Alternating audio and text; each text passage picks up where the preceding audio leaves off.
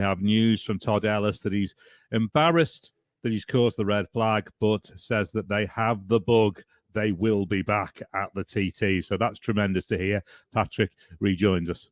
Yeah, amazing to hear. Sort of the guys are back in the paddock now, and sort of he's released a Facebook post. But like saying about the embarrassed thing, you can't be embarrassed. It's one of them things, you know. The outfit was stuck in the middle of the road, and the main thing is that them guys are okay, and sound as though they're happy, and they're going to be coming back next year. So brilliant news all around, really.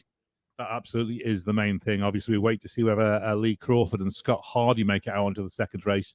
They were also an early retirement in this morning's attempt to run the race. Yeah, also Pete Founds and Jevon Walmsley as well. I think they had a blow up, and I can't see them down at on the starting grid there. So, but that doesn't mean that they're not there. It's just that I haven't got a really advantageous position of seeing which bikes are there and which aren't at the minute. But hopefully they made it back. But I very much doubt that they'll be starters for this race, unfortunately. We'll get down to Chris and Beth in a minute to find out whether or not they are about. But let's get your take on that absolutely sensational Superstock TT. Oh, what a start to the TT. Davey Todd, you know. I was saying, how do you do 135 mile an hour by Peter Hickman and not win a race? The speeds are absolutely phenomenal. And yeah, Peter Hickman, David Todd, it's definitely a sort of breakthrough year for him. He's had sort of a second place in the Superbike race, second place in the Super Sport race, and now managed to get his first victory around the famous Isle of Man TT race. He's made that step. He's going to be a challenger now in every race. He has them top three, you know. You got Michael Dunlop, Peter Hickman, and Dean Harrison. They were sort of being the top three for a good number of years now, but it's definitely the top four now. Yeah, David Todd's definitely arrived, and he's sort of on pace, and like he's sort of tipped into the 135 mile an hour bracket. So 4 guys that are doing 135 mile an hour, it's unheard of. Like it's yeah, we've always had like duels and battles. We've like 2 riders, and then recent years 3 riders, but now it's definitely 4 riders that are well and truly in the mix. And sort of all the races going forward, it's just going to be yeah, really hard to sort of pick a winner before they set off down Bray Hill. It really does set the juices flowing with 4 more solo races still to come at this meeting. Yeah, I don't know how the organisers are going to fit in at the minute, but the weather's definitely improved for this evening. So it was looking sort of a little bit doubtful. There was a weather front coming in, but it seems to have held off even with that delay with the red flag for the sidecar race. So hopefully they'll get the sidecar race and the super sport race away this evening. Then there's just the twins and the next super stock race before the senior on Saturday. Absolutely. So let's head outside, then get down to Chris and Beth. Around about 12.5 minutes to go to the start of this Freewheeling.media Sidecar TT Race 2, Chris. Yes, good afternoon to you, Chris Boyd. Good afternoon to everybody else who's waiting patiently on the hedges for this sidecar race to be restarted. And, of course, I've seen the social media stuff about Todd and Emmanuel. They're all okay. They're back in the paddock. And you know what? They love it. Absolutely love it. When I spoke to them before the start of the race, absolutely up for it. One man who's always up for it is Conrad Harrison, 10th in race number 1. And just grab a quick word of them if we can. Kenny Cole just goes up and say hello. Sorry, gentlemen. Sorry, Gary, just to jump in there. The boys are right. Thank you very much. Cheers. Thank you. Don't want to jump into the way of you gentlemen, so you're not going to be nice. You two talking some rubbish, you and Gary Bryan here, aren't you, Conrad Harrison? Well, it's usually me after about 6 pints and Gary after about 12. Yeah, I have heard that about you, because you're from Yorkshire. You don't want to buy a pint, isn't it? Is that what it is? Well, no, he's... when I go to buy, I don't buy one, and Gary goes to buy, he buys 2. Not wrong with that. You're going to have to change your ways, you know, on the Isle of Man, you know. Anyway, sidecar racing. How was that race 1, the first run? How was it? I'm a bit surprised how well I did actually get a silver, because of all the rules I didn't know we got silvers and 10th. Thought a good ride, really, yeah. What about the first run this morning? As my wife said, you're pathetic. I've got man flu. Oh, you're not very well. No, I'm not so good. Steve Ramsden got it, and I've got it. Have you noticed Ramsey's not doing so well this week? He's a bit rough as well. Yeah, there's a few lads around the paddock. Yeah, I'm all right, like, but you know what I mean? But aching. When flag drops, bullshit stops, doesn't it? So. Apologies there for the language on Radio TT. Yeah, that's all right. We're live. It's perfectly fine. But listen, you come back again. You said you were done, but you come back, and we just, you know, Todd Ellis has just said there. He's just put some on his social media stuff that says, apologies to everybody, blah, blah, blah, blah, blah. I've got the bug. I will be back. And I think that gripped you a long time ago, didn't it? Oh, yeah. Todd's a class act, isn't he? What he's done this week. He's just got a corner that Todd crashed at. He's a very, very dodgy corner, you know what I mean? To be honest, it tightens up in itself, and a sidecar tends to bounce. I think he's just caught the banking. But it's all right, it's not me. But I think this week, Todd and remember the 2 of on it, Emmanuel as well. They've done absolutely brilliant. What about you? Happy to be back at TT24? Yes, but I can't wait to come back and sit and relax somewhere on a banking. Are you going to come back and do the Southern 100 maybe? If you're doing tannoy work, yeah. All right then, job's a goodie. Cheers, Chris. Thank you very much. Let's hear from Beth. Oh, it's all goes quiet here now. We've got Scott Hardy. Beth. Yeah, just with Scott here. You had a few issues in that first run out this morning. Yeah, we did. Yeah, we had a sensor pretty much dip off, and it was spiking the battery voltage, and it just caused us to pull over. Then we thought it was all right, so we continued, and then it cut out at Crosby. So we're all fixed now, hopefully. So I know, obviously, we're so grateful that the outfit that caused the red flag, everybody is okay. But for you, actually, it's given you a little bit of extra time and hopefully a better run out this time. Yeah, no, 100%. And I wish the outfit, I think it was Todd and Emmanuel, that they're all good, and they'll be back stronger than ever. But yeah, it's gave us another run out. Not that I would have wished that on anybody, but we'll see what we can do. And the weather's a little bit better now as well. Yeah, sun's out. Makes a change. All good. Well, Have a good one. 2 weeks anyway. Thanks so much, Scott. Thank you very much. The words of Scott Hardy. We've got Andy Haynes, who's on the side of the chair with Greg Lambert. They finished 11th. I'm just doing some final tweaks to the RI leaders. Andy there. What are you doing, Andy? Just making sure the tabs are there so I can pull them off, Kinners. Of your pull offs, so your tear offs. Yeah. What's it been like fly wise here at TT24? Because it's not been, the wind is probably going to keep all the flies away from you. Not been too bad. Yeah, it's been pretty easy, to be honest. I mean, I remember 2018, it was horrendous, but it's actually been all right. So, yeah, going well at the moment. How was the first run for you? To talk us through that, the first run this morning. Seems hours ago now, doesn't it? Yeah, it does. I mean, certainly, motor didn't quite feel like it was zinging, and we got pulled in at we got stopped at Ramsey with a red flag, and the marshals had said they thought they could see something puffing from us, but seemed all right, got it back, found a bit of an issue, so we've just done an engine change. So, yeah, so we're a little bit... Greg's hands look like he's been pulled through a pit. He has been. Him, James and Masha. I mean, the thanks has to go to Masha and James, massively. I mean, last year, Masha turned up on holiday just to come and help, ended up being a full-time member of the camp. James joined the Sidecar school as a driver, enjoyed it that much, bought the actual sidecar at the Sidecar school, and has now become a full-time mechanic as well. So... those two, along with Greg, have just nailed it for 90 minutes. New engine, off we go. Well done, Greggy. More importantly, we were studying first race, and there was a lady crocheting behind the back of the wall. Crocheting? She was crocheting a hat or something in blue. I said, you'll have to get a pink one done before the race. Disabled lady, I think it was not Carol. I can't remember her name now. She came down to the door this morning, and she made me a pink beanie. And I've got to thank her.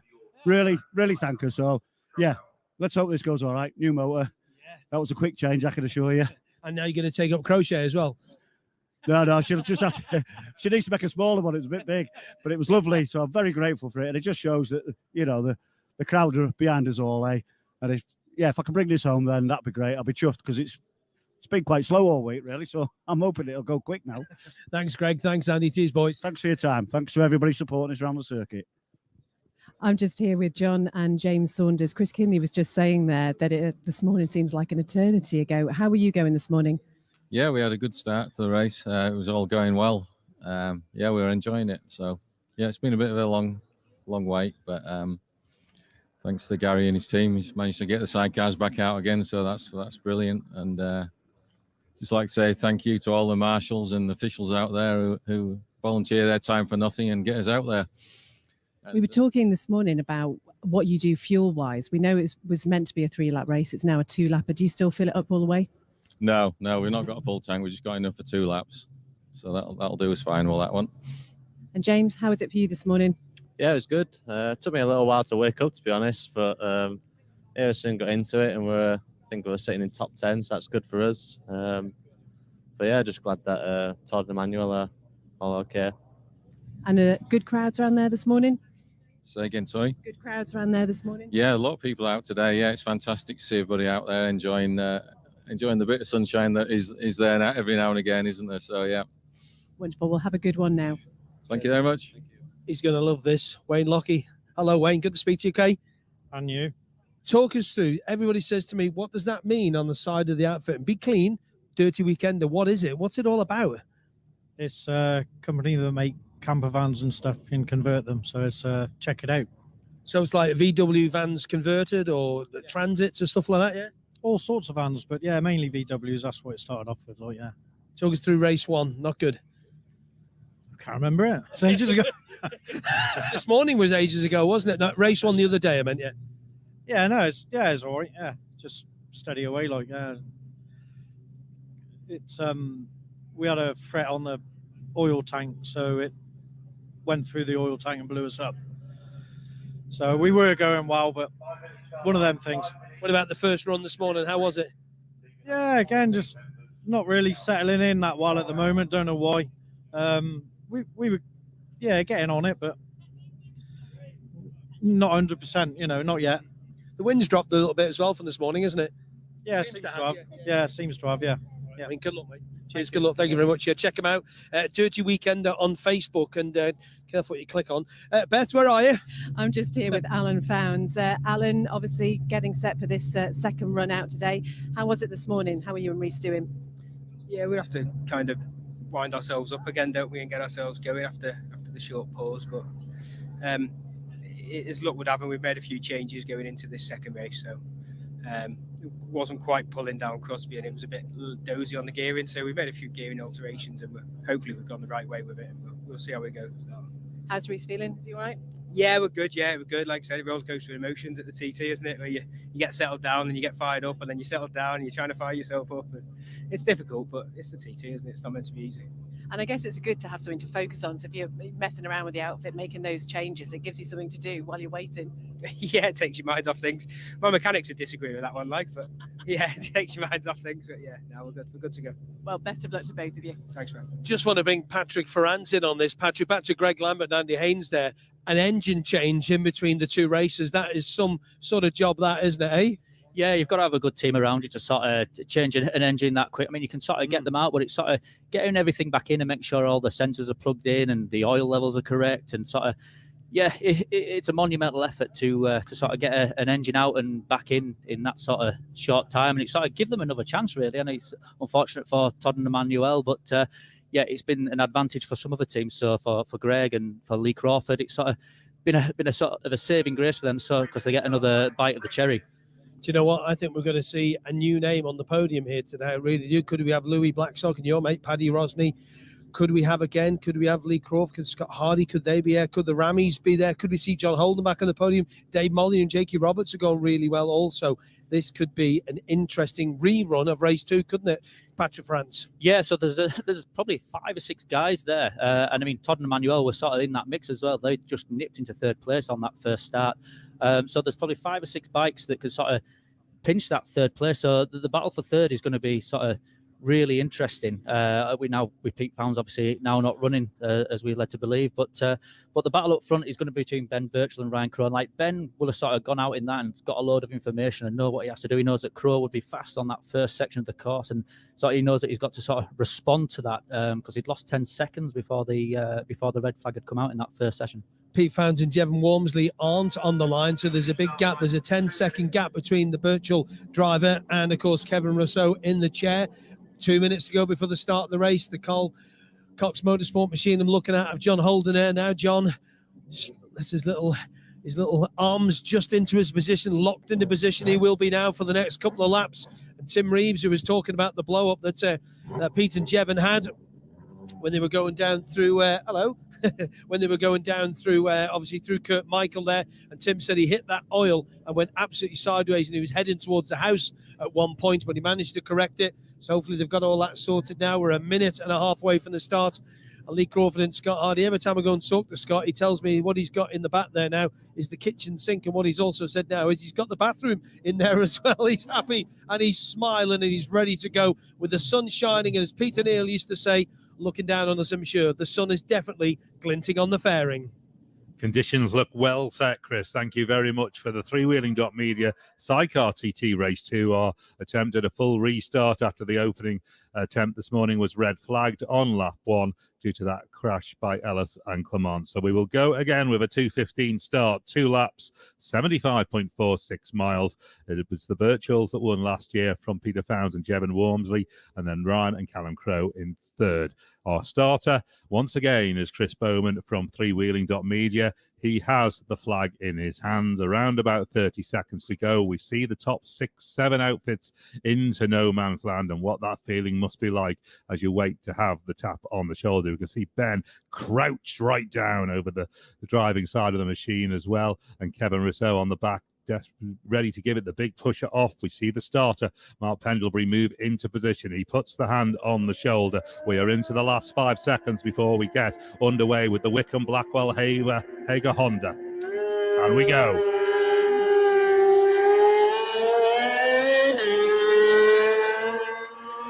Ben and Kevin aware they need to make a big push from the start. We have a 20-second gap then because there's no Peter Founds or Jevon Wormsley after their engine blow up this morning is what we think happened. Ryan and Callum Crowe, our race 1 winners, will go next. They're away on the Kell Properties Honda. Third away will be Tim Reeves and Mark Wilkes on the Bonobo Action Racing Carl Cox Motorsport Honda. Then the Sidecar legend Dave Molyneux with Jake Roberts from Andreas and the Kell Properties DMR Kawasaki. A little stutter away from the line, but she's chimed in now, and away she goes. John Holden and Frank Clays, they go away next on the Carl Cox Ocean Motor Village Suzuki. Then we'll have the Ramsden, Steve and Matty Ramsden from Hebden Bridge on the Ramsden Racing RS Motorcycles Honda. They go next. Then Lee Crawford has made the restart. He had a problem this morning in the first attempt to run the race, but they're going out there. Crawford and Hardy away. Lewis Blackstock and Patrick Rosney on their return to the TT after a year out on the Dave Holden Racing Yamaha. They go next. Then we get Saturday's podium finishes, Alan Founds and Rhys Gibbons. Gibbons, the newcomer. Alan from Little Neston on the Team Founds Racing machine. They're away. Then we get a 20-second gap because obviously no Todd Ellis and Manu Clement after their issue this morning. But they do say they have the bug. They will be back at the TT or World Champions. So the next outfit to go will be Wayne Lockie and Matthew Rostron on the Dirty Weaker Camper Vans Honda. They will go next in a few seconds. We'll get them away. They go now. Then it will be John and James Saunders who go next on the Apollo Blinds Home Choice Flooring Yamaha. They were retirements on Saturday, unfortunately, so they'll be looking for a finish. No, they got 9th actually, sorry, 9th place they were. Then it will be Michael Russell next with Vicky Cook. They didn't take the start on Saturday, so they made that start this morning and they're away again this afternoon. Greg Lambert and Andrew Haynes next on the line. On the Honda, they finished at 11th on Saturday and they are away. Next up, Sean and Ben Chandler from Pateley Bridge on the Glenlock Campsite Honda. Away they go. Then Conrad Harrison on that distinctive coat of arms machine with Ashley Moore from Bradford. They go away on the Yamaha Ireson. Then it would appear we have another non-starter with Rob Hancock and Basil Bevan not showing. So we move on in a few seconds' time to newcomers Robert Dawson and Matthew Sims. They had a 13th place finish, a really good newcomer finish on Saturday. Dawson and Sims are away. Alan Thomas and Jody James will be next on the LJ Smart Machine Ireson. They were a retirement on Saturday as well. Derek Lynch and Anthony McDonald go next on the Eclipse Racing Bailey's Garage Suzuki DMR. Then Gary Gibson and Justin Sharp. Gary from Beverley on the Gibson Racing Suzuki Shellboard.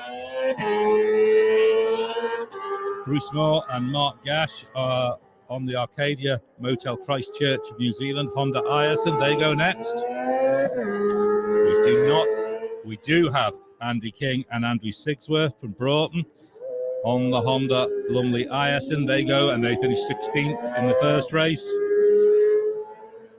Then we move on to our German crew, Bigert Cronenberg and Jermaine van der Miggeldal. They're away on the Honda LCR. Also Honda LCR for Maria Costello and Gary Wheeler, newcomer passenger. Final two to go away are Renzo van der Donk, Dan Valle van der Donk for Belgium. Away they go. And finally, John Shipley and Diamond Rackman. John from St Helens on the Pit Plant Limited Brown Fire Protection Suzuki. So our outfits away, we have the non-starters there, then Peter Founds at bike 2, Todd Ellis bike 11, bike 11, then bike 25, Rob Hancock, and that is the additional non-starters that we have into this race, as we do now get Birchall and Rousseau leading the way into Glen Helen. So perfect timing to switch across to see how this leaderboard forms. And really, Patrick, this is potentially a battle between Birchall and the Crows. It is, and Ben Birchall's actually 4 seconds quicker to Glen Helen than the start this morning, but 5 seconds behind Ryan and Callum Crowe already. They've done a 4-minute 47 to Glen Helen, which is an amazing time from a standing start on the opening lap here. It really is, yeah. We're just going to try and put that into context of what it was this morning. It was a 4:49.9 on that red flagged race this morning. It's a 4:47.8, so over 2 seconds quicker for the Crows on the run out to Glen Helen. They know as well that they have to react to the Birchalls. Yeah, they do. They'll sort of be reacting to each other because Ben Birchall, they've gone out and they've got a lot of information on that opening lap. They've got information about how Kevin's feeling under race pace, because they went out and they did a shakedown lap the other day, but they did it 111 mile an hour, so about 90 seconds a lap off what they're capable of doing on lap record pace, which they are lap record holders. Absolutely. Jenny Timmuth is with us as well, and we're hoping for a close battle, but this has the potential for the Crow boys to just be that little bit ahead of everybody else. Yeah, they've been quite dominant, to be fair, haven't they, with all the modifications that they've made to their sidecar. It's obviously working out really, really well for them, and they're just pulling away already, to be fair. Yeah, and until you get to Greba on the first lap, which is sort of 5 or 6 miles into the course, it's 100% full throttle. You've got the braking heavily down for Quarter Bridge, then Braddon Bridge, then Union Mills. But apart from that, it's 100% full throttle. So if you've got an advantage at the start of this course with power and engine power or speed, should I say, then it is a huge advantage to sort of nip time out of the other competitors early on in the race. So for the super sports, these sidecars run the 600 engine. They can rev to 16,000 RPM. Are these very similar? Yeah, they're very similar. So they are super sport spec engines. That they are the sidecars. They don't run to the super sport rules, but they've all got 600cc, and they do rev to sort of 16,000 RPM. So you sort of feel sorry for the engines around here when you hear the sidecars going by screaming as we're watching Ben Birchall and Kevin Rousseau looking really good there through Douglas Road Corner. Through Kurt Michael, let's bring you the leaderboard at Glen Helen. Ryan and Callum Crowe lead the way by 4.7 seconds on the opening lap of the three-wheeling Media's Sidecar TT Race 2. Ben Birchall and Kevin Rousseau are then 7.2 seconds ahead of Lewis Blackstock and Patrick Rosney, who hold third. They are only 0.4 of a second of Lee Crawford and Scott Hardy, who have been given a second chance by that red flag this morning. They had stopped out on the course on that opening lap. Alan Founds and Rhys Gibbons are Podium men from Saturday. They're only 0.09 of a second down on Crawford and Hardy in fifth. Then Dave Molyneux and Jake Roberts going better today, 1.2 seconds down on Alan Founds. Then Tim Reeves is seventh, 0.1 of a second down on Molyneux. Then John Holden is 6.4 seconds down on Reeves. Stephen Matty Ramsden hold on to ninth, and it's 10th for Wayne Lockie and Matthew Roscoe. Yeah, so as we sort of thought that the battle for the podium, they're really hotting up early on in this race. So there's 1.9 seconds covering between third and seventh place. So that's between Lewis Blackstock in third and Tim Reeves in seventh. So it's looking like it is going to be a real close battle for that final podium position. It does indeed. It looks like you are going to be seeing places changing all the time, potentially in there. Birchall and Rousseau are through the lap. We wait for the Crows to arrive. The Crows have arrived. The lead is not gone up by that much, actually. Maybe 4.7 out to 7.6. So 7.6 seconds the Crows now lead by at the lap on this opening lap. And we wait for the other outfits to arrive, which we see an absolute freight train coming down here through Kurt Michael. Yeah, Lee Crawford now ahead of Stephen Matty Ramsden, and right behind them is Lewis Blackstock and Paddy Rosney. As we've got a retirement there for Mike Jackson and Vicky Cook. They're both okay. Yeah, that outfit stopped at the side of the road. Unfortunate for them, they had a bit of a disaster at the first race where they didn't even actually manage to start with a mechanical failure, electrical fault on the start. So, yeah, a real tough TT for them Yeah, that's Michael Russell and Vicky Cook out then of this second sidecar encounter, unfortunately, early on the first lap. So at Ballaugh, we continue to wait for the arrival of Lewis Blackstock. We'll also need to wait for Lee Crawford and Alan Founds. Those are outfits 8, 9 and 10. We have the front 4 through at the moment. Through Ballaugh are the Crows, Birchall and Rousseau, Dave Molyneux and Tim Reeves. So we're waiting on later arrivals here to come through just to get a definite idea of how this podium battle is going to shape up. But looks like it could be raging. Only tenths of a second between them. We get who's next through. John Holden is next through on the road through Ballaugh, but it's the riders after that we're waiting for. Lewis Blackstock slots into third. We await the arrival of Alan Founds just to see where he is. Then we will have a formulated leaderboard.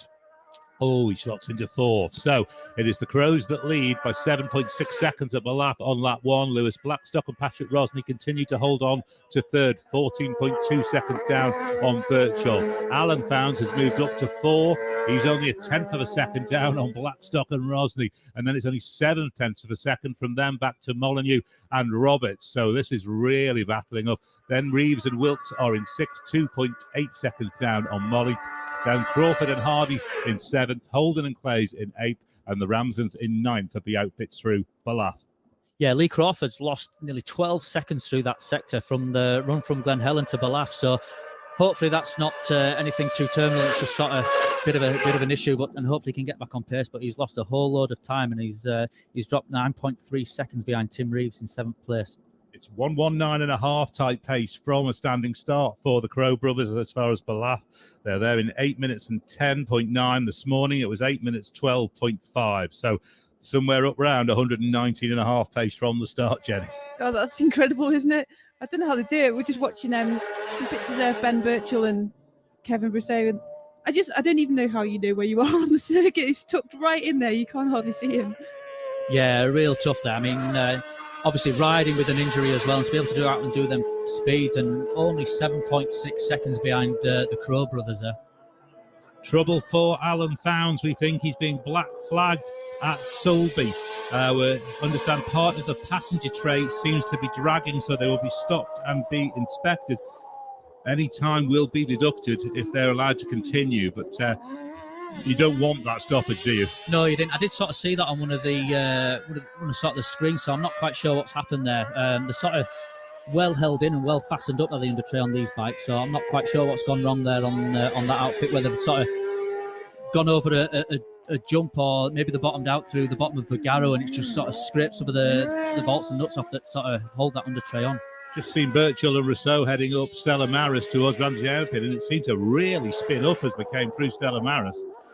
Yeah, that's that section under the trees, and the track won't be as warm. Obviously, you're putting the power. They've got a whole load of power, these 600cc's in the Sidecar, and they're putting the power down through sort of 10 inches of back wheel. So you will if you sort of get on the throttle a little bit too hard. I mean, you're generally going through there in first gear, and you do normally have to sometimes give it a little bit of clutch slip just to sort of get the traction going. It is Birchall and Rousseau who are quicker on the run from Ballaugh to Ramsey by about 1/4 of a second. So the lead has come down from 7.6 to 7.3 seconds. So just a little nibble back there by Birchall and Rousseau. Yeah, and the speed trap times through Sulby straight on the first lap, we've got Ryan and Callum Crowe fastest with 157.53. So that's pretty consistent with what they've been doing through practice week and through the first race. Then Ben Birchall and Kevin Rousseau, 154.769. Tim Reeves and Mark Wilkes, 151.212. And then Dave Molyneux, fourth fastest of 148.108. Alan Founds and Rhys Gibbons have stopped and been inspected and are back underway. They're going to be credited with 30.6 seconds back by the race organisers. Yeah, that's great. That sort of mixes up the sort of leaderboard, because they were in the battle for third place. So if this battle goes to the end of this 2 laps, then they're going to have to wait for a load of time before Alan Founds and Rhys Gibbons actually come across the line before they can slot into any kind of position. We'll have to see how that shakes out on the leaderboard here, Jenny. At the moment, we show Lewis Blackstock and Patrick Rosney 21.4 seconds down on Birchall and Rousseau, but holding third place. That is 9/10 of a second only ahead of Molyneux and Roberts, and then it's 17 seconds back to John Holden and Frank Clays. But we know Alan Founds has to drop in there somewhere. Yes, it's great, isn't it? And I don't know how many pit boards these guys get around the course, but it'd be handy to get quite a few so you know where you are. But yeah, it's great to see Dave Molyneux there in fourth. Yeah, even trying to work that out on the timing screens with all the timing screens we have here. It'll be sort of pretty hard to sort of figure out where they sort of slot in. Just looking down there, it's credited to be 6 at the minute, sort of 13 seconds behind John Holden and Frank Clayster and Ramsey. So it's great that they've managed to get going, but like I said, we'll just have to wait until they come across the line and then sort of try and factor in the 30 odd seconds that they've been credited with.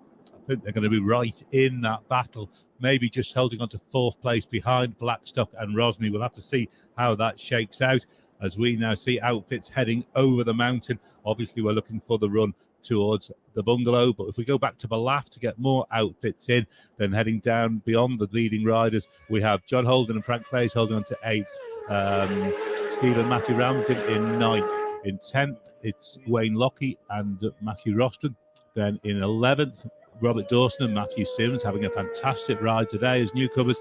John and James Saunders in 12th, Conrad Harrison and Ashley Moore in 13th, Gary Gibson and Justin Sharp 14th, then Alan Thomas and Jody James in 15th, 16th to 20th are Greg Lambert and Andrew Haynes, then Sean and Ben Chandler, Derek Lynch and Anthony McDonnell, Anthony King and Andrew Sigsworth, and in 20th the Van der Donks, Renzo and Valet Van der Donk, as we get Ben and Kevin out through the bungalow. We await now the arrival of the Crows. Here they come into it. They must be catching them a little bit on the road as well, because it's now, oh no, it's not gone out by that much. It's 7.9 seconds. So they've just eked the lead out by 0.6 of a second of the Crow boys on the run up from Ramsey to the bungalow. So they're still just over 12 seconds behind the Birchalls on the road. Yeah, so Birchall and Russo had a real good run up the mountain there. Holding only not 7.98 seconds different from the Crow boys now. So they've had a brilliant run up the mountain mile, and sort of Crows pulled 7 seconds all the way to Ramsey, and then it sort of seemed to held at 7 seconds now. So Ben and Kevin sort of getting into a rhythm over the mountain section, and more crucially sort of going past where they had the sort of incident the other day at race pace, and all looking good for them actually. They're in this battle still.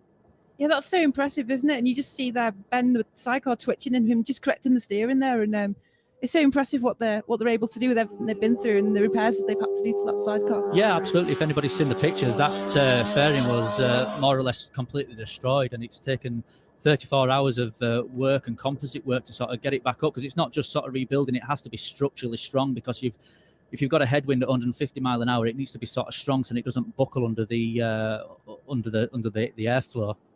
An amazing number of people diving in to help them and get the work done from around the paddock and around the island, in fact. Yeah, so we had Feraldo Racing and then Roger Maher.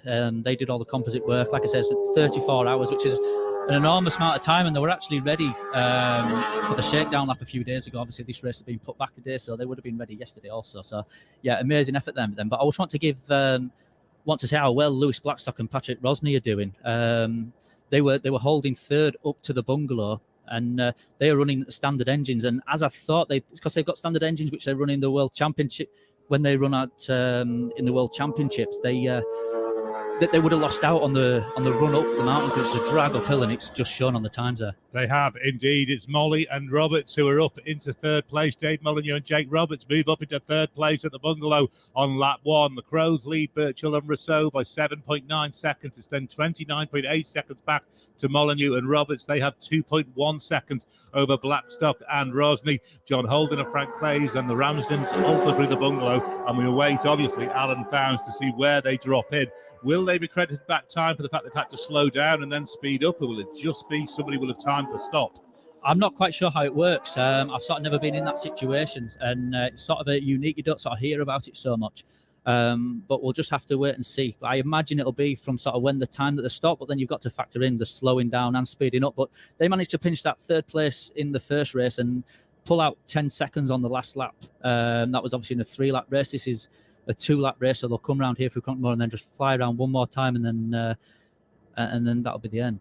The Crows have extended the lead at Cronkmore on lap 1. It's out to 8.9 seconds now over Birchall and Rousseau's. We see them go in to Governor's Dip. We've got them on the screen with the helicopter right over the head of them. We'll have them flash past us here very, very shortly. We can see Founds and Gibbons also coming up through Kirkmichael on a slow-mo, but we await the arrival of Birchall and Rousseau over the line. They will head out onto their second and final lap. Here they go.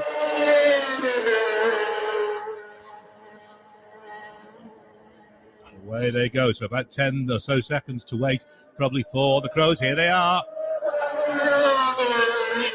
Opening laps 118.158 for Birchall and Rousseau, 119.092 for the Crows, and the lead is exactly 9 seconds. So it's just come down a shade, or really it stayed exactly where it was at Cronknamona. 9 seconds between the Crows and Birchall and Rousseau. The only other outfit at Cronknamona is Dave Molyneux and Jake Roberts, who show third place at the moment on the leaderboard. They've just pipped Lewis Blackstock and Patrick Rosney for that at the bungalow on this opening lap, as we see the Birchalls heading out already from Quarter Bridge. Yeah, amazing by Ben Birchall and Kevin Russo on the opening lap. They're still in this fight. You know, it's not over. It's 9.022 seconds. So it's not out of the realms of possibility. Anything could go wrong for the Crows. They could have any kind of mechanical or just slow them up. But no, definitely still in this race at this stage. They've stretched right away on the road here, Jenny. There's a huge gap before we get the third outfit through. Though we should be Molly and Roberts. They've not come through as yet. Here they come. 114.633 miles per hour for Dave Molyneux and Jake Roberts, but that is enough to hold on to third place at the moment, Jenny.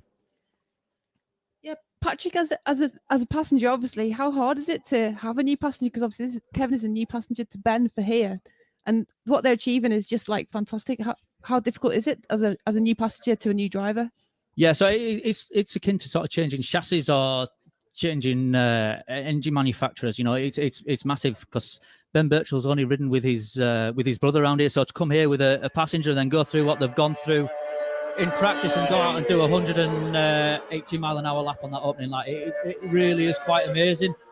And I would have thought that the Crow boys would have hoped that they'd be able to sort of see them in the sights now, but they'll just won't be able to. You need to be about 8 seconds when you come through Union Mills before you can see the next driver going up into the Ballagary area. Other outfits coming through at the end of lap one. Blackstock and Rosney are through 114.275. John Holden and Frank Clays 111.888. The Ramsden's about to come through as well, 110.252. But we don't have Tim Reeves and Mark Wilkes. They don't seem to have made Ramsey on lap one, nor two. Lee Crawford and Scott Hardy, who had that issue this morning. We seem to have lost both of those at Ramsey on this lap. So let's get you that leaderboard then at the end of the opening lap. It's 9 seconds exactly that the Ryan and Callum Crowe lead Ben Birchall and Kevin Russo. It's then 35.3 seconds back to Dave Molyneux and Jake Roberts. Then Lewis Blackstock and Patrick Rosney are 3.7 seconds down on Dave Molyneux and Jake Roberts. Then John Holden and Frank Clay show 25.3 seconds down on Blackstock. Alan Founds and Rhys Givens then show 5.5 seconds down on Holden. So putting those 30 seconds or so back in will only move them up one place, I think, to fifth at the moment. And it will disrupt the ribbon if you've had to stop, won't it? So Alan Founds, once you factor in the 30 seconds, is currently 33 seconds behind Dave Molyneux. So Dave Molyneux will still be holding third place just over Alan Founds if we're factoring that 30-second difference. I think we have Blackstock and Rosney also slotting in there. They're only 3.7 seconds down on Dave Molyneux. It's hard to work out, but we'll try and do our best here. Wayne Lockie and Matty Rostron, they go through as well. They complete their lap 109.018. Let's bring you, if we can, the opening lap times consolidated. Get those if they'll flash up, which hopefully they will. For the Crows, it was 19 minutes 00.527, 119.092. For Birchall and Rousseau, it was 19 minutes and 9.548, 118.158. For Molyneux and Roberts, 114.633. Then for Founds and Gibbons, they're showing 111.378, but they will need to have time credited back to them. And then Blackstock and Rosney, 114.275. Next fastest will be Holden and Clays, 111.888, and the Ramsdens at 110.252 as we pick up the Crows on the way out to Glen Helen. Yeah, helicopter shot there. You can just see how hard Callum Crowe.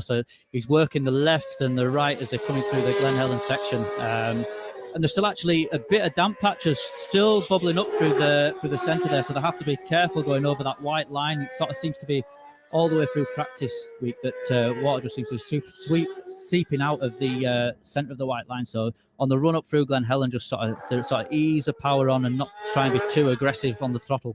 as you say, full power, and that means advantage the Crows, and they have taken another 4 seconds onto the lead on the run out between the grandstand and Glen Helen. It's 13.1 seconds now. They lead with 2/3 of a lap to do. Yeah, so they'll only now be 7.9 seconds behind Birchall and Russo on the road. So if they get to a sort of a long section, they'll sort of be able to see them in the sights, and it's just sort of, it's a nice carrot sort of dangle in front of you where you can sort of just sort of start reeling them in.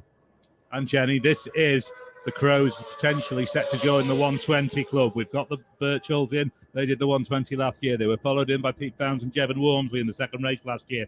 Glen Helen to Glen Helen for the Crows, 120.036 miles per hour. They are on pace. Wow, that's incredible, isn't it? Just the level's just been raised, hasn't it? And all the modifications that they've done to that sidecar over the winter, it's just obviously making a difference with the aero and everything that they've done with the screen. Callum was saying that he was having to get himself lower in the sidecar just to get out of that get out of the air, but still maintain the vision so he could see where he was going. Yeah, Callum's sort of a slighter figure for the sidecar passengers, and he does a real good job of sort of getting down out of the wind. But the outfit has looked super stable all week. It's sort of 120 mile an hour. You would have thought that they'd sort of be on the edge, sort of pushing the white lines, but it all looks really comfortable at the minute. It's sort of just sort of in the middle of the road, just going from left to right, the passenger working. It all looks as though everything's working so beautifully and in sync at the moment. Absolutely. So then, out through Glen Helen, we're waiting on this battle for the podium. Dave Molyneux and Jake Roberts are through. We then have to wait 40 seconds or so to get Lewis Blackstock and Patrick Rosney through. More outfits coming across the line. Most recently across the line here at the City Grandstand are the Van der Donks and Vigert Kranenberg and Jermaine van der Migel. They have crossed the line, so they're out onto their final lap of their TT. We're just seeing if we can get some news here. It looks like John Holden may have stopped. Yeah, stopped at Union Mills Approach. John Holden and Frank Clays, they are another retirement. And we do always see a lot of attrition in this second sidecar race because so much work is being put through these machines. It is. These machines are being worked at incredibly hard, so the attrition rate is really quite high. It's like the Super Twin race, the sort of lower powered machines for the weight that they're pulling, and like these outfits are about 220-230 kilos, just the chassis on the own. Then you've got the weight of the driver and the passenger, and punching a big hole in the air with the actual size of the fairing. So the attrition rate, unfortunately, in this race is really quite high, especially for them guys that were sort of pushing and hoping for a podium place. We have the guys through Glen Helen then. It looks like maybe they have sorted putting the time credit in for Alan Founds. Molyneux and Roberts show in third. They are 4.6 seconds up on Blackstock and Rosney in this battle for the final podium place. And then 1 second back on Blackstock and Rosney are Alan Founds and Rhys Gibbons, the Ramsdens, the other outfit through Glen Helen, as Birchall and Rousseau arrive first on the road at Ballaugh Bridge. We see them take the jump there. The Crows are also there, and they push the lead out again from 13.1 to 15.2 seconds. So they're now less than 5 seconds behind the Crows on the road. Yeah, they'll be able to sort of start reeling them in now. They'll sort of see them in a lot of places around the circuit and be able to reel them in. But an amazing ride here from Dave Molyneux and Jake Roberts. They've had sort of a real tumultuous kind of practice week, and the first race didn't go to plan. So for them to be sitting there in third place at the minute behind Lewis Blackstock and Paddy Rosney, and again in front of Alan Founds and Rhys Gibbons, our third place finishers in the first race, this will be Alan will have sort of pit boards around the course, and he'll sort of be trying to reel them guys in now. And they're only 0.7 of a second, the Crows, outside of lap record pace. The lap record to Ballaugh is in 8 minutes and 2.7. They are there in 8 minutes and 3.4. So only 0.7 of a second here, Jenny. They are still on that 120 mile an hour schedule. Yeah, that's incredible, isn't it? It blows me away every time the amount of speed they can get out of these sidecars with the 600 engine though. It's so impressive, and yeah, I hope they can get it. Yeah, only two outfits in history currently have a 120 mile an hour barrier. So that's Ben Birchall and Tom Birchall, and then Pete Founds and Jevon Wormsley. So if we can add another one to that 120 mile an hour tally, that'll be quite something within 2 years. We have Alan Founds and Rhys Gibbons. We're confirmed that the time credit has been given to them, so the leaderboard we see is correct. So there are 5.7 seconds between Dave Molyneux in third and Alan Founds and Rhys Gibbons in fifth, with Lewis Blackstock and Patrick Rosney in between. It's a right ding-dong this for the final podium. Yeah, that's what we want to see, isn't it? A bit of a battle for the final podium, and yeah, just we'll have to keep an eye on it and see how it pans out. Yeah, and all these guys will have pit boards around the circuit, so they'll all be sort of running to the pit boards. But obviously, when you run to a pit board, you're sort of a sector behind from the previous information. So these guys will just be giving it all now. The passengers will sort of be pulling themselves down into the platform, trying to keep out the wind, knowing that it's a shorter distance 2-lap race. Absolutely. So we have the Crows, Virtual and Rousseau, and Molyneux through the lap. We're waiting to see what they will do on the run down Sulby. We've got the Crows at 157.53 miles per hour this lap. Virtual and Rousseau at 154.769. So still advantage to that Crow outfit on our right pace. Yeah, and let's forget that's a speed advantage all the way around the course, and it sort of the time does add up. Like 3 mile an hour, you may not think it's that much, but when you're 100% full throttle for such a long period of time around the course, it can soon add up and it can make all the differences. We can see there that the Crows are only a couple of seconds behind Ben Birchall and Kevin Russo on the road there. Over Milltown, they absolutely have them in sight now as Birchall and Rousseau come into Schoolhouse Corner. The Crows are chasing them up to their home area in the north of the island as they both come through Schoolhouse there. Out, not really using the bus stop at all. Do you use that on the sidecars? Yeah, you do, but it's there. You shouldn't. You should always sort of keep it in hand. But yeah, you can go in. But this is such a welcome sight for the Crow boys. They've sort of seen the back of that Birchall and Russo outfit and sort of dragging him in. And it's sort of, when you see an outfit in front of you, it just helps you just drag onto the back of them, and it's sort of easy to reel them in than it is to sort of pull away from somebody. So a very welcome sight there for them boys. It's interesting as well that the engine in the Crows boys machine was done by the PHR Performance, Peter Hickman's Performance Centre, and the development they've done on that engine and the electronics as well done by Pete Clifford, which is Peter Hickman's electronics man, is super interesting. Yeah, so the Pete Hickman Racing is sort of well involved with the Crow boys there, and just heard that they're 3 seconds inside the lap record, so that's pushing on to 121 mile an hour lap, which is quite amazing. Whether they sort of knock it off over the mountain now, they can see Virtual and Russo in the sights. I'm not quite sure that they'll be getting pit boards. I would have thought saying that they're on that record pace, and I can imagine if it's there and it's on, they'll definitely go and give it a go. Ramsey to Ramsey is 120.373. The lap record 120.645. So they would just have to find a little bit more over the mountain. But yeah, their split to Ramsey is an 11:36.4. The lap record is an 11:39.1 by the Birchalls last year. As we see Molyneux heading into Ramsey as well and through Schoolhouse, he continues to hold on to third. Molyneux and Jake Roberts, they are now 6.1 seconds ahead of Alan Founds and Rhys Gibbons, who have moved up to fourth at the lap on the second and final lap. They are then only 1.1 seconds ahead of Blackstock and Rothley. How incredible would it be for Dave Molyneux to get back on the podium at the TT? Oh, it'll be amazing. I can't remember when the last time was. Was it 2014? Would that have been the last podium? I can't quite think off the top of my head. But yeah, it'll be going on a decade before he can sort of being last on the podium. But yeah, amazing effort by him and Jake there to be sort of holding this place so far into the second lap.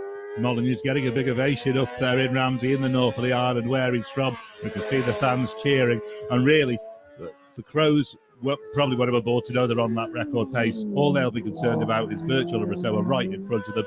They will know that they are their main contender in this race, and they just need to sit behind them, really. Yeah, they can, can't they? They can just sit behind them, so it'd be interesting to see if they do try to make a pass. It's difficult enough passing on the solo, isn't it? Never mind in the sidecar. So whether they get in tow as well, whether that's actually going to drag them on, it's hard to say. Yeah, I imagine they'll sort of get a tow and a drag up the mountain mile, and sort of that'll help them bring them on, and hopefully they'll just be able to get past Birchall safely there, and then if they can push on for this lap record, that'll be an amazing feat. Yeah, we'll just wait to pick them up and see whether or not they do try to make the pass or not. We've got Molyneux, we've got Lewis Blackstock through. We're just waiting for the arrival of Alan Founds into Ramsey. We see him now coming through Schoolhouse. He needs to get down into Parliament Square, across out past the old Ray Motors garage, up past the bus station, into the bottom of May Hill, then out through White Gates and on the run up to Stella Maris, and we will get the time for him. We see them through Parliament Square. They look really well and composed. It's just whether they could do anything about this 6-second advantage that Molyneux and Roberts have, and it must disrupt your rhythm when you've been stopped for a black flag. It will, but Alan's sort of an experienced driver around here, so he'll sort of soon be able to get straight back into his rhythm and get back onto pace, and it's sort of a carrot there. He'll see his pit board saying plus 7.4, so he'll be able to sort of use that as a carrot and sort of work towards his pit boards, and know that obviously he won't know who he's sort of battling with on the road for this final podium position, but he'll be trying really hard, even though it has sort of disrupted his rhythm. They're experienced enough to sort of put it to the back of the mind and go again. As you say, it's gone out from 6.1 at Ballath that Molyneux was leading Founds. It's now 7.4 seconds in this battle for the final podium space. But Lewis Blackstock and Patrick Rosny are coming back at Founds and Gibbons. They're only quarter of a second behind in sixth. So third, fourth, fifth are still very, very close. Yes, all three of them still in contention for the podium position, but Molyneux doing an amazing job there, just sort of stretching that gap a little bit, as we can see now that the Crows have actually caught and passed. They're leading on the road at the Bungalow on the second and final lap. The Crows, they've got past Birchall and Rousseau, so the leader's gone out to 21.24 seconds at Bungalow lap 2. It was 20-second start interval, so therefore they are 1.2 seconds ahead on the road. Let's just see where we are in terms of the lap record schedule. Well, they're still on 120 and a half type pace as far as the Bungalow.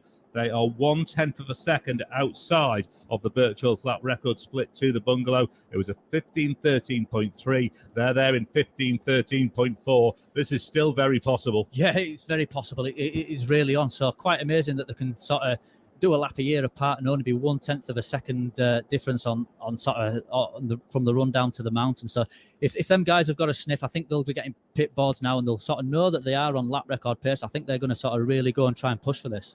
They've then streaked right ahead on the road of Molyneux and Roberts, who were started at 5. So we're 20 seconds back at start, but the gap on the road is a lot greater than that. And then we have to wait for bikes 9 and 10, Lewis Blackstock and Alan Founds, to come through. It is Founds and Gibbons that hold on to 4th at the moment. Then Blackstock and Rosny. Then in 6th are the Ramsdens. Let's try to go a little bit further down the leaderboard. 6th place are the Ramsdens. In 7th, John Saunders and James Saunders. In 8th, Wayne Lockie and Matthew Rostrom. In 9th, Robert Dawson and Matthew Sims. Conrad Harrison is into the top 10 with Ashley Moore. Then Gary Gibson and Justin Sharp 11th. Derek Lynch and Anthony McDonnell are in 12th. They're going really well. Renzo van der Donk and Valle van der Donk are 13th. Andy King and Andrew Sixworth hold 14th. The Chandlers, Sean and Ben, hold on to 15th. Vigert Cranenberg and Jermaine Van Migdal hold on to 16th. Then Maria Costello and Gary Wheeler are 17th. And in 18th, John Shipley and Diamond McRahman. So we are looking now for the Crows to arrive first on the road at Cronknamona. That's where we're waiting for them as we see Molyneux go out through Dukes on the 32nd. Just getting the apexes absolutely spot on there, Patrick. Yeah, Dave Molyneux's always sort of been one to sort of use all the road, but it's all sort of calculated. He sort of, from white line to white line, just lets the outfit sort of run out, not scrubbing off any speed at all. He sort of has been a master around here for so long, but these new guys that are coming through now, the sort of the Birchall and Farms, and now the Crow boys, all looking to be doing over 120 mile an hour. It's the times are just sort of clicking on now, and it really is amazing. They are still on that 120 pace, at Cronknamona. They've just slipped off the lap record schedule by 2 seconds or so. So we're probably not going to see the lap record, but they are potentially going to join the 120 club. They're at Cronknamona. In fact, they're at Governor's Dip already. They're breaking it into Governor's Bridge. They've got the Birchalls right behind them. We see them into Governor's Dip. So we are about to see the Crows and the Birchall and Rousseau arrive onto Glen Crutchley Road. This is going to be the TT 2024 sidecar double for Ryan and Callum Crowe. They're screaming, here they come, across the line to take the double. Birchall and Rousseau right behind them at the finish line, so it's going to be just a smidgen over 20 seconds, 20.4 seconds, and the last lap for Ryan and Callum Crowe. They join the 120 club. 120.335 miles per hour, 18 minutes 48.747. For Birchall and Rousseau, 119.125 miles per hour, 19 minutes 00.217. What an effort by the Crows. What an effort by Birchall and Rousseau, given what happened only a few days ago. Oh, so many stories to tell here, you know, even if those two just guys out front there, 3 seconds outside the lap record. And again, the third team in history to sort of join the 120 mile an hour club. And 119.1, that's amazing by Ben Birchall and Kevin Rousseau there. They're in through the winners' enclosure, but we're just going to bring Dave Molyneux and Jake Roberts home for what we think will be third place. They've only just made it through Crocknamona, so we'll try and wait for them as they go out through Signpost. They'll go down into Bedstead, then the Nook, then Governor's Bridge, through Governor's Dip, and then we'll get them onto Glencrutchy Road for what will be, well, if he makes it, an amazing, amazing podium for Dave Molyneux, Jenny. Yeah, absolutely. He's going to show that age is just a number, isn't it? He's 60-year-old now, 17 TT wins, and just a legend. And it's great to see him back on the podium. Yeah, it would be if he makes it back. And then Alan Founds, he's got an 8-second lead at the bungalow, so it's a big gap to sort of try and pull down just on that short run from the mountain there. So if he can get down here in third, an amazing feat by Jake Roberts as well. They've had sort of a real tough TT for 2024. But if they can walk away here with a podium, it'll be an amazing job by them guys. They should be coming. We can hear an outfit coming into view on Glencrutchy Road. Here they are to collect the podium finish. Wow, Dave Molyneux and Jake Roberts at TT 2024. Let's get down to Chris Kinley in the winners' enclosure. Yeah, thank you very much for that. And isn't that great, that lap record, that lap speed for the guys at 120 mile an hour? Absolutely brilliant. The gap at the end, let's have a little look. It was 20.4 seconds. Dave Molyneux 1 minute 13 back in that third position. Lewis Blackstock and Patrick Rosney, they are through Cronknamona.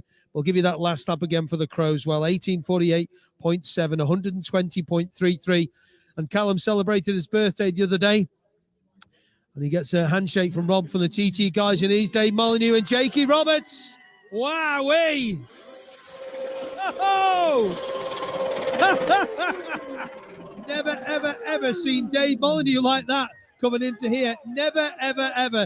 And the first people to go in and see them are Ryan and Callum Crowe. Put it into gear, guys. Put it into gear. It's going to roll down the hill. Jakey Roberts gets a big hug from Ryan Crowe. Callum goes up to see him as well. Well, that is brilliant. This is going to be an emotional interview, I'm pretty sure, with Dave Molyneux.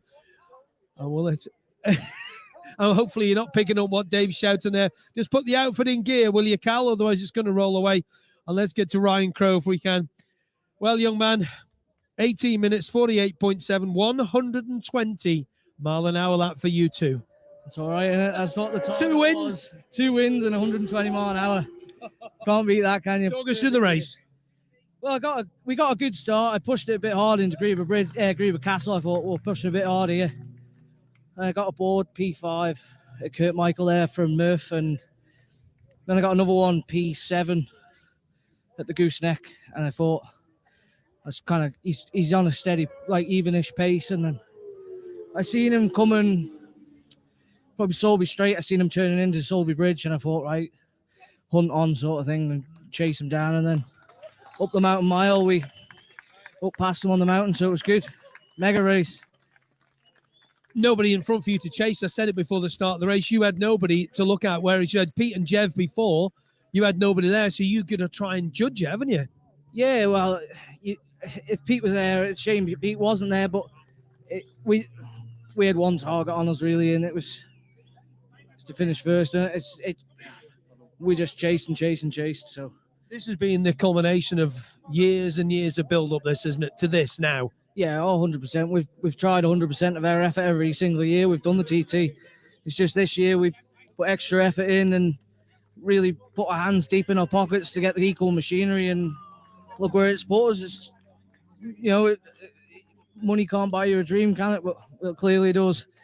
What about the old bugger coming into third? That's just made the podium, hasn't it? Fair play. We've worked quite close with Dave with the bike this year, and to see him come third place on a podium. He says it's his last year, but it won't be now. Yeah. Well done. I keep saying that to him, but thank you very much, Chris. You're welcome. Cheers. And Cal, happy birthday for the other day. 120 mile lapper, and of course 2 TT wins. That doesn't get much better than that. He's giving me a good birthday present there, I think. Bit bumpy though. Talk us through the race. We got past. I knew he was on good pace. I mean, today it was like he was possessed by something. The way he was driving to Glenelm was unreal. And when we got on the exit of coming into Douglas Road corner, I seen +5 or something, and I knew that was similar to the last race. And then I kept seeing +7. I thought, right, we got a race here, a good race. But then I seen him on the road, and I knew once he sees him on the road, that's it. It's job's done there. But I can't thank my team enough. I mean, we've got the best team around us. Kel Properties have come on board this year. It was Kel Chuck, everyone. We've gone to a new engine builder. It's all paid off. David Booth. And not only that, I've been getting looked after through, to do these speeds and to focus for so long. You've got to have physio and look after your body. And Vicky Christian's been looking after me. So, yeah, it was just a good TT 2024.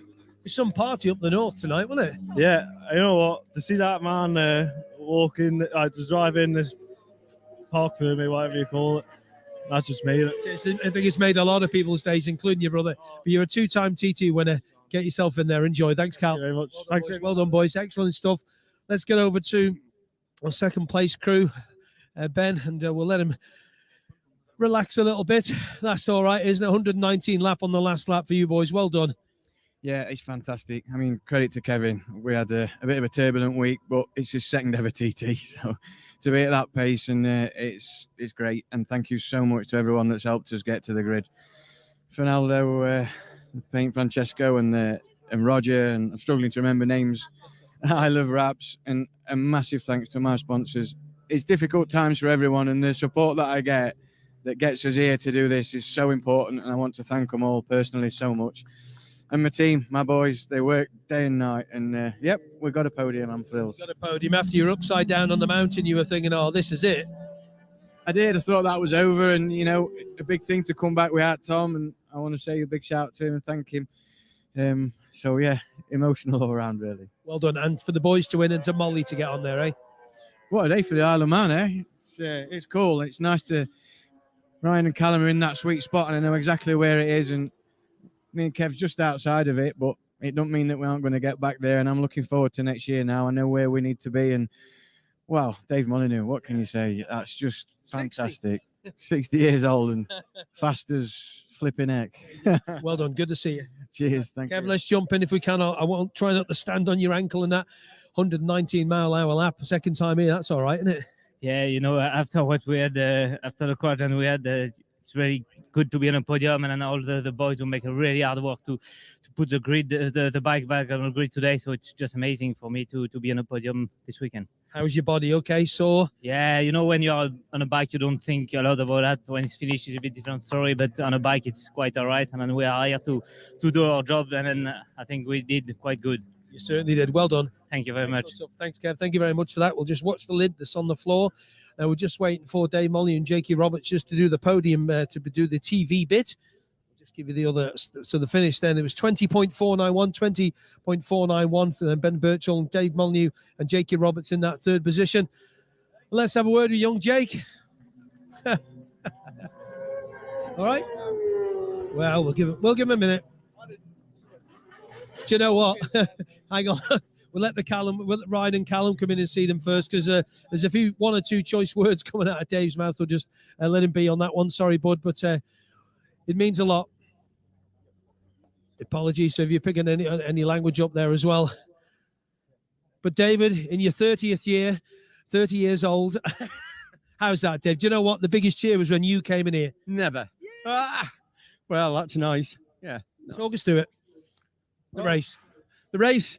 Well, I haven't been full of confidence, and suppose that's a combination of age and not a lot of riding and stuff like that, and bad few years. But getting Jake on at only 20 years old was a shot in the arm for a start. I mean, a young guy's always going to give you a boost, isn't he? And it's harder for me to keep fit now. I want to go home and have a beer with my missus at night and put your feet up. Yeah, instead of bloody walking and stuff like that. Anyway, yeah, been a massive team effort this week, as it always is. It goes without saying, and we have a really good team of people around us, and it's that team that makes it all happen, as you know, with every result that comes in the TT, whether you're at the back of the field or the front. It's the same effort goes in, and a lot of credit needs to go to every rider on this grid, every passenger, and everybody in the event. Yeah. Fourth last year, obviously, in one of the sidecar races. Did you ever think you'd get back here on the podium again, honestly? And there's always an opportunity. Sidecars are volatile, and with so many young guys that are really, really fast, it's, yeah, this is fantastic. You know, as good as anything, and yeah, winning ain't even in my head anymore. I like to support the grid, the field, and the event. And with I don't know, maybe I'm a bit past it, but I still enjoy riding and going around. All the spectators and the fans hanging around, it's better than ever at the minute. It really is. They all put a lot of energy out there into it and make the riders feel pretty special, you know. You might say what age your day, but Fownsy, Lewis Blackstock, you were giving those boys a good run for money and you left them. Gone. Bye-bye. See you later. Well, I don't know. I don't know. The bike's a heavy old mare. I've made it for the TT, not for circuits, and I think I've gone as usual of late. I've gone the pretty much the wrong way with that. It's a struggle for the little engine to pull it, but I don't think it would make any difference to the result to me. If I was on these boys' bikes, I would have been the same result. So it's no big deal. Great to see you in here again. Oh, thanks a lot. Cheers. And how about this then? Young man, 20 years old, Jake Roberts, first TT podium. Can you put into words and remind, we are live on Radio TT. Be very, very careful. And your mother's listening as well.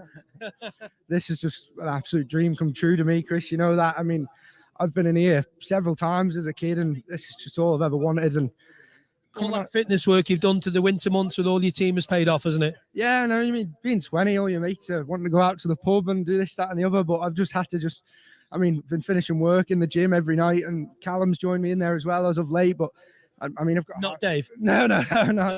But I just want to say a massive, massive, massive thank you to Lisa and everyone at V2. I couldn't have done it without them there. That I've injured my leg there at the end of the first lap, and I just had to hang on to that, and I couldn't have done that without the training I've had. So, yeah. I'll let you soak this in. Are you old enough to drink? Yes, I am. Oh, yes. Good man. Well done, Jakey. Thank you very much. Well done, buddy. Cheers. There you go, folks. The first three in the Freewheeling.media Sidecar race. Happy people. Back to you, Boydie.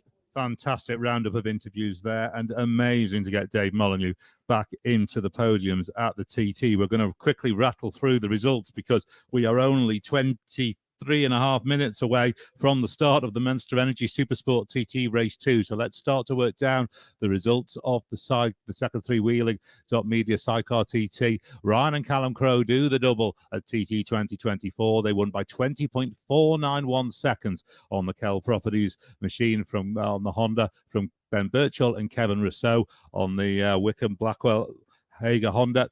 20.491 seconds. It was then 1 minute and 13.1 back to Dave Molyneux and Jake Roberts on the Kell Properties DMR Kawasaki.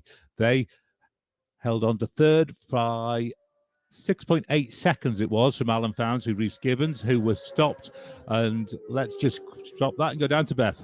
Yeah, I'm just with Alan Fownes now. You were black flagged at Sulby. You had to stop. You got going again. What happened? Yeah, I mean, I'm not quite sure. Apparently there was something wrong with the undertray, but there wasn't anything wrong with the undertray at all. And, you know, it was more dangerous me being all pumped up and just angry because I knew we were doing well, you know, and the bike was going all right. And just to try and get started after that, I was just pissed off, to be honest. I was really annoyed. So I rode like a bit of a knobhead all the way up until the mountain just because I was angry. And I just needed to just calm down. And I just thought, you know what? And as I say, my pit board was P4, and I was like, I can't get that back. Apologies if anyone's offended by the language there, but it's perfectly understandable after what you've been through. And they were talking in the commentary booth there just about how difficult it must have been for you to get back in your rhythm. Yeah, exactly that. And it took me half a lap to get back into it, really. So I would have lost time over there, but you know.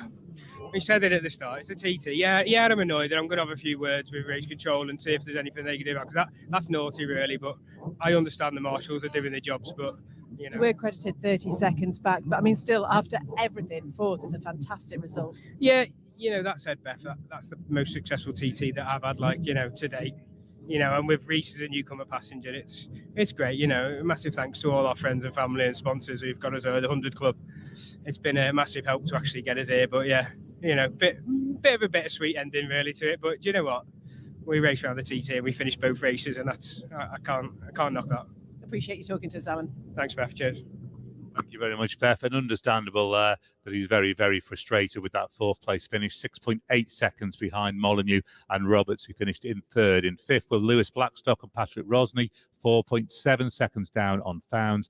And then Stephen Matthew Ramsden were a minute and 20 down on Blackstock and Rosney. Such was the intensity of that battle for the final podium place. Seventh place to John and James Saunders, eighth to Wayne Lockie and Matthew Rostron, ninth and a superb newcomer top 10 finish for Robert Dawson and Matthew Sims, 10th for Conrad Harrison and Ashley Moore, another top 10 for Conrad.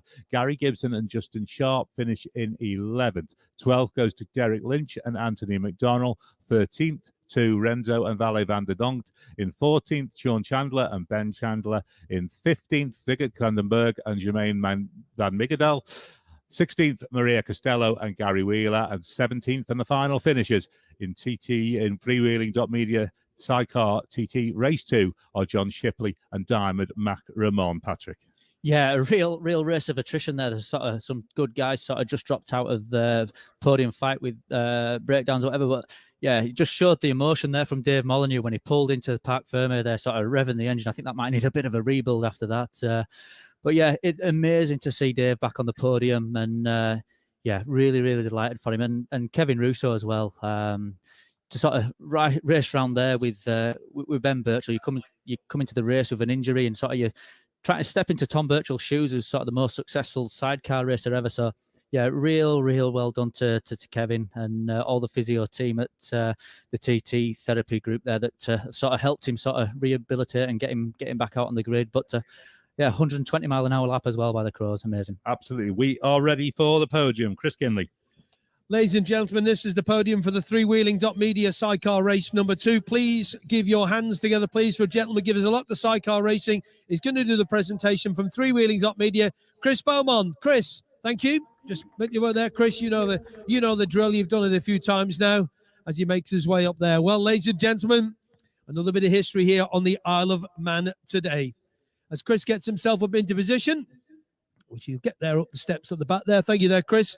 In third position, riding the Kell Properties DMR Kawasaki. Number 5, Dave Molyneux. And